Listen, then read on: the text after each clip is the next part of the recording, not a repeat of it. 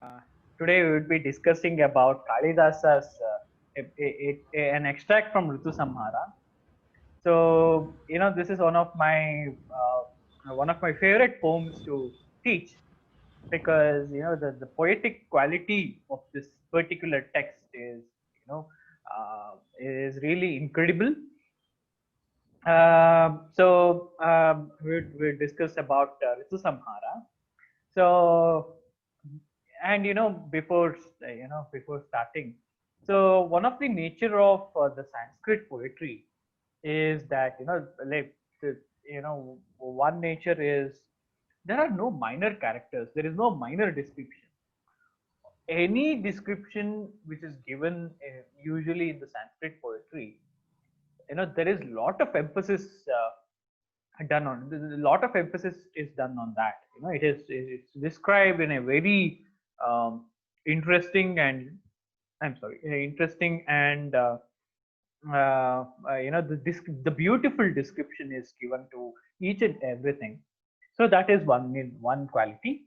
Another quality is there is no censorship, right? So usually when writing, we have certain kind of censorship that we do not speak about certain feelings of human beings and all this. But in Sanskrit poetry, especially when it comes to Kalidasa, there is no censorship. He says what he thinks. Right? So whether it is speaking, whether it is speaking about the king and how kings have been fools, or whether it is about the desires of human beings, love, lust, and all this. So there is no censorship. He speaks, as he feels. So and this the similar kind of writing can be seen here as well in Ritusamhara. And in Ritusamhara, the poem, it is the Ritusamhara is a text. It speaks about the 6 seasons, which is encountered in his place. That is, somewhere around Ujjaini or Pataliputra, somewhere over there. Probably Madhya Pradesh or Uttar Pradesh in that region. So the 6 seasons are noticed, right? So Ritu Samhara is description of these 6 seasons, and the season which we deal with is the monsoon season, and when it rains. So even in monsoon season, the portion which we are dealing with is when it starts to rain for the very first time, right? And that description is given here. So let us read and try to understand what he is trying to say. I'll read the first stanza. I just observe. With streaming clouds trumpeting like haughty tuskers, with lightning banners and drum beats of thunder claps, in towering majesty, the season of rains, welcome to lovers, now comes like king, my love. Okay, so you can notice the kind of uh, the grandeur described in the poem, right? So with streaming clouds, streaming, the clouds are approaching. They're filled clouds approaching, trumpeting like haughty elephants, right? So the clouds are approaching, and they're not silent. They're roaring, they're making sound, and the sound is trumpeting, right? What is trumpeting? Trumpeting is, you have trumpets, right? Musical instruments. Just like trumpets, the clouds are, they're making the noise, and they're making the sound, and they're entering. Trumpeting like what? Trumpeting like haughty tuskers. Haughty tuskers is giant elephant. Hey, tuskers are elephants, right? So elephants are the animals who have tusks. So like haughty tuskers, like giant elephants making noise, the streaming clouds are trumpeting, right? So this, what is this description of? The monsoon. This is the description of thunder, right? So during the monsoon season it thunders, right? So we experience thunder, right? So this is the description of thunder. With thunder, so that is what he wants to say. With thunder, the first line is with thunder, but the description is, with the haughty, the trumpeting, like the haughty tuskers. Then with lightning banners and drum beats of thunderclaps, right? So with, with the banner, with the grand banner, and the banner is with the lightning. So we spoke about thunder, and now the lightning. So lightning is a banner, right? So with lightning banners and drum beats of thunder claps. So then earlier, it's a big thunder. Then there are very small thunders. These small thunders are like clapping, right? So the big thunder, the very intense thunder is like haughty tuskers. It's trumpeting, pah, pah, pah. And the small thunder is like, claps. Okay. With this, how do you welcome someone? No. If tomorrow some very important person come to college, what do? You have banners, you have some drums, you have some musical instruments, you put garland and you welcome them, right? So the same way, someone is being welcomed, and they're being welcomed with the lightning banners, trumpets like haughty tuskers, and claps. Okay, with that you welcome someone. And who is that someone? In towering majesty, the season of rain, welcome to lovers, now like the king, my love. Now comes like a king. So with this, who is entering? The king of seasons, season of rains, not yeah. The season of rains comes like a king, right? So the monsoon season is approaching with this grandeur, right? And he is being welcomed by the thunders, he is being welcomed by the lightning, just like celebration. So with celebration, he is approaching. And who is he? He is the season of rains, he is monsoon. And he is welcomed by whom? He is welcomed by lovers, right? He is welcomed by lovers, and he is approaching. Look at him, right? My love, it's a saying, author is speaking to someone, and see this, my love. So this is what is happening.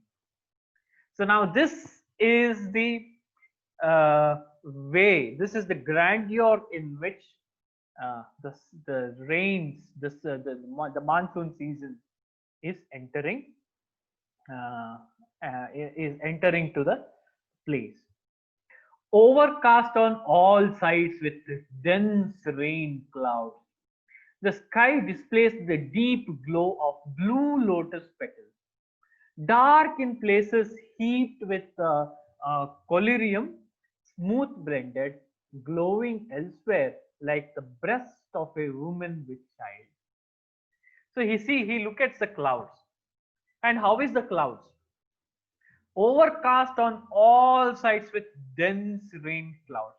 So in all the places, it has been, the cloud is throwing its shadow, right? And it is dense rain cloud, right? Usually the clouds which carry rain, the clouds which are dense are gray in color, right? So the usual clouds are white in color, and the density is very less, and it flows freely. But the very heavy clouds, the heavy clouds which which brings rain, are usually gray in color, right? So the dense clouds, the sky displays the deep glow of blue lotus petals. So the color of the clouds look like the blue lotus petals, right? So it's not blue actually. So the word is Neela. Neela is not blue. Neela is purple to black color. So that is Neela. Okay. So blue lotus petals. So the clouds look like the blue lotus petals spread across the sky, and they are not even in color, right? If you have seen clouds, the clouds are not even in color, right? So it's all shades of gray. So there is a very light gray, there is a gray which looks almost like white, there is a very dark gray, and there is so the clouds are all shades of gray, right? So first he speaks about the overall color. Overall color is of blue lotus petals, and it's a deep glow, right? So the cloud glows, but it doesn't glows like a tube light, or it doesn't glows like gold or something. It's a deep glow, right? So with that deep glow, there is clouds, and those clouds, you know, they are in certain places they are very dark. And what are those dark places? There are dark in places like heaped collyrium. Collyrium is actually the mascara which people put for their eyebrows, right? So like a mascara, it is in dark places like heaped collyrium, smooth blended, right? So it's a smooth blend. It is not like somebody has thrown some color to it, right? So it's smoothly designed, and that is how the clouds look like. The darker shades in the clouds, and there are lighter shades. So the lighter shades of clouds are glowing, right? So they are glowing elsewhere. In some places it is dark, in some places it is like blue lotus petal, in some places it is it is glowing, and it is glowing like the breast of woman with child. So so a woman who has child, right? She has this attention, not attention, what is that called as, love, so care. So with that, they believe that the breast glows, the breast glows with the love for the child, the breast glows with the care for the child. So that way the certain parts of clouds are glowing, right?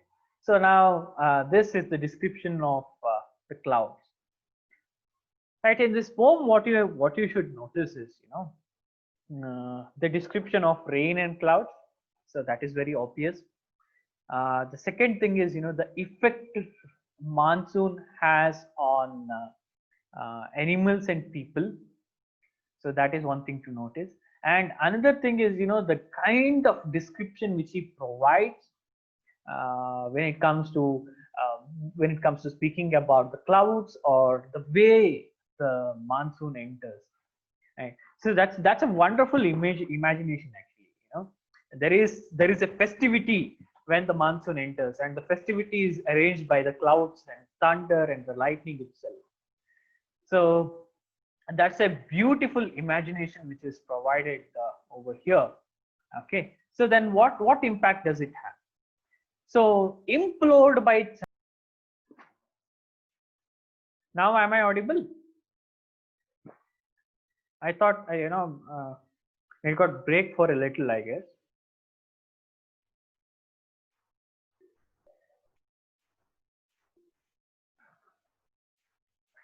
Am I audible now? Okay, then I'll continue from here. Implored by chatakas, tormented by great thirst, and hanging low, weighed down by large loads of water.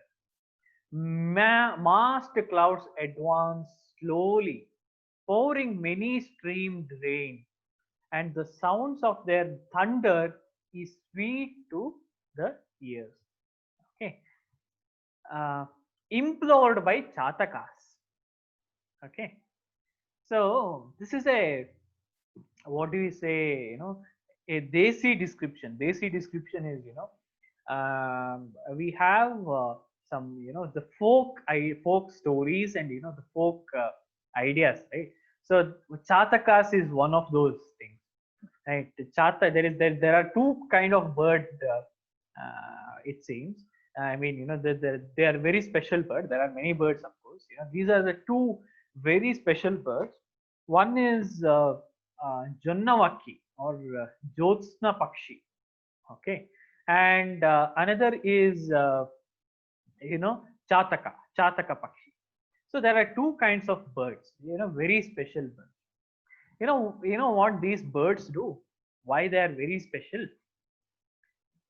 Does anyone know? Does anyone know the story behind Chataka Pakshi and Jonna Pakshi?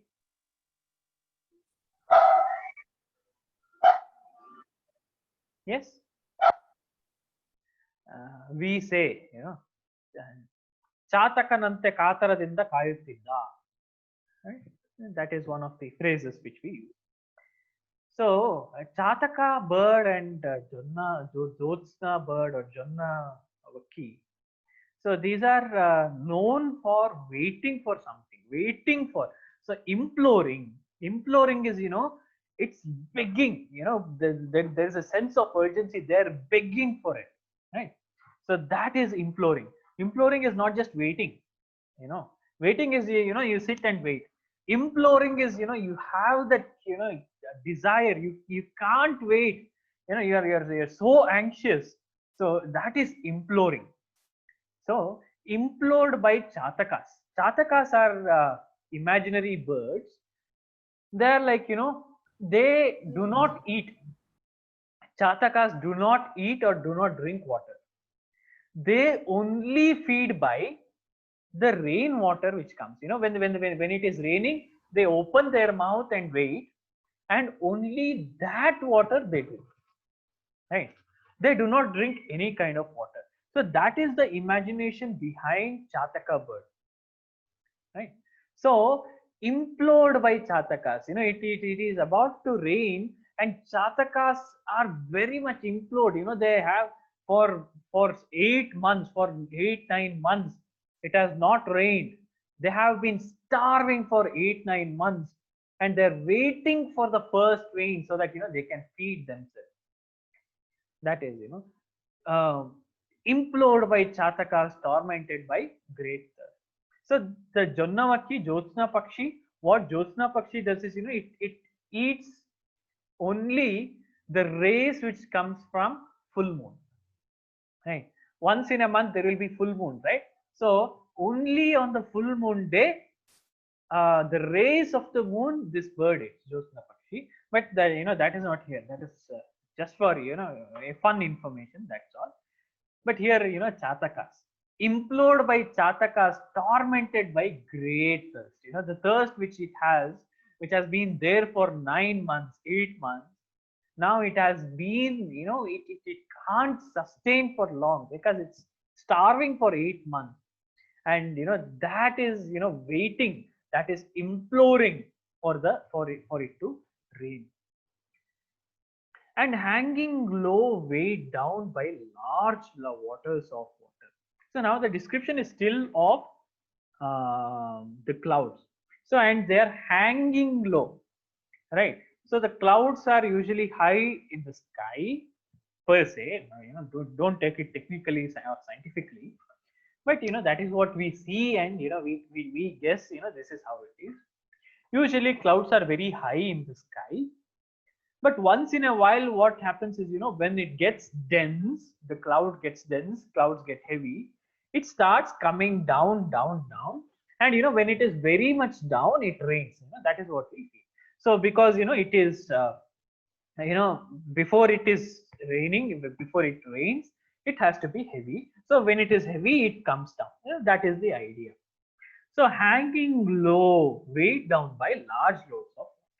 So the clouds are, hanging low because they're filled with water. They're very heavy, right? Massed clouds advance slowly, pouring many streamed rain. So these massed clouds, these heavy clouds, these completely filled clouds are advancing slowly, hey, and pouring many streams of rain. It is not one strain of rain. It is many streams of rain. Right. Many streams of rain is, it is raining cats and dogs. So that way. So many streams of rain, and the sound of their thunder is sweet to the ear. Right. And the sound of thunder is sweet to the ear. Thunder is usually considered to be threatening. Thunder is usually considered to be unpleasant. Right. Many people are scared of thunder, right? But now, at this point of time, thunder is sweet to the ear. Why? Why is thunder sweet to the ear this point of time, this particular time? It's the first rain of the season. Yeah, it's the first rain, and people are waiting for this first rain. So that is why even the thunder is sweet to the ears. Okay. Uh, Hurling thunderbolts that crash down to strike terror, bending bows strung with the lightning streaks, letting loose, fierce sharp shooting showers, cruel arrows, fine horned clouds, relentless, wound the heart of men far from home. Right? you know Such a beautiful stanza this is. See the description, it is not one sentence, it is not single folded, it's not one line. So the entire stanza is actually the continuation, the one line. So hurling thunderbolts that crush down to strike terror. So bending bows strung with lightning streaks. So it is the imagination of the bow, right? Thunder and lightning are like, bow and arrow, bow and bowstring. Sorry, lightning is the string, thunder is the bow, right? And with the bow and the string, there are arrows, and the arrows are the showers. Arrows are the water which drips down, right? And the water, the rain, which is dripping like the arrows, right? So I am not sure how many of you have experienced the showers as in the rains like arrows, but at least in certain places it really showers like arrows. And if it touches your skin, your skin starts burning. That is the intensity of the rain at some time. Yeah, at least in certain places. I'm not sure about here. So that is the imagination, and the imagination doesn't end there. Letting loose. The moment the strung is loose, the strung is the string is loose. The fierce sharp shooting showers. The fierce sharp shooting arrows. The arrows fall down. The arrows are shot, and the cruel arrows, they are not easy on our skin. If they are not easy on us, they are the cruel arrows. And what do? The cruel arrows, the fine horn, the fine horned clouds, relentless, wound the hearts of the men far from home. you know the arrows which are shot, the rain which has shot, who is it, what is it hurting? It is not hurting the skin actually, it is hurting the hearts. It is hurting the hearts of the people who are away from home. That is, when it rains for the first time, after a very long time, people are reminded of their home. The people are reminded of their place. Right. So there are two meanings here. Let me tell that to you as well. So here it is particularly men. Okay. And the reason is one, men are, they're living in faraway places. They think of their native place, right? So when it rains, if you are from different, if you are not from Bangalore, if you are from some other place, the moment it rains, you think, or you're reminded of your place, your home. So that is one.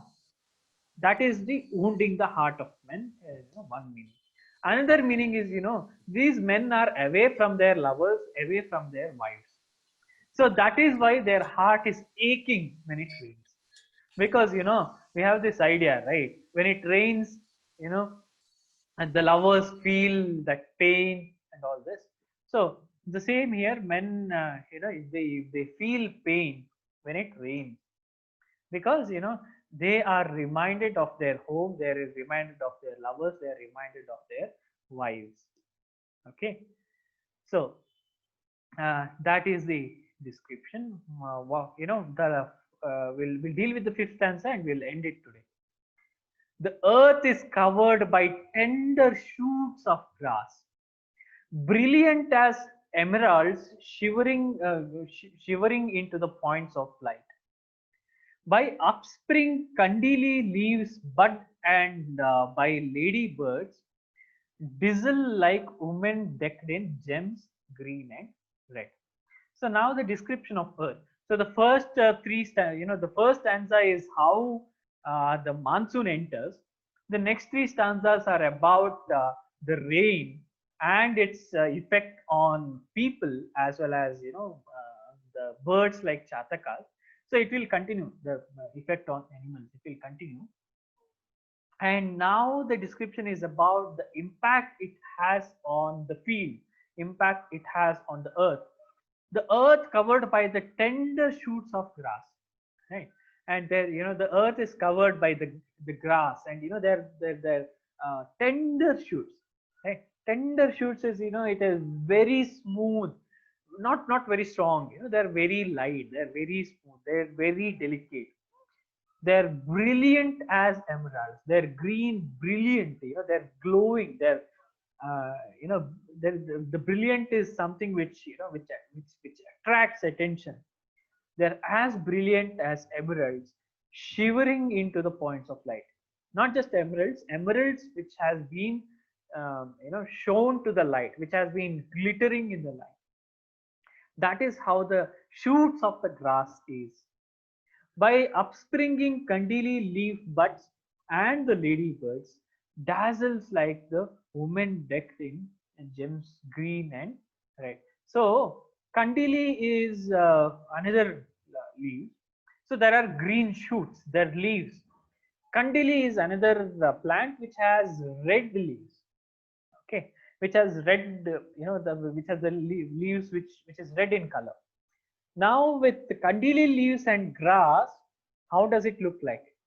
And it looks as if a ladybirds is a particular kind of birds which are there. With all this, the earth looks like, earth dazzles like woman decked in gems, green and red. So like a woman who is wearing green and red. Green and red is traditionally considered to be is a dress which is most beautiful for women. So, and that is how the earth looks like, while it rains, while the first rain approaches. So this is the response of the earth. Okay, so that is about the first five stanzas of the poem Ritusamhara. Okay, so if you have any questions, you can ask.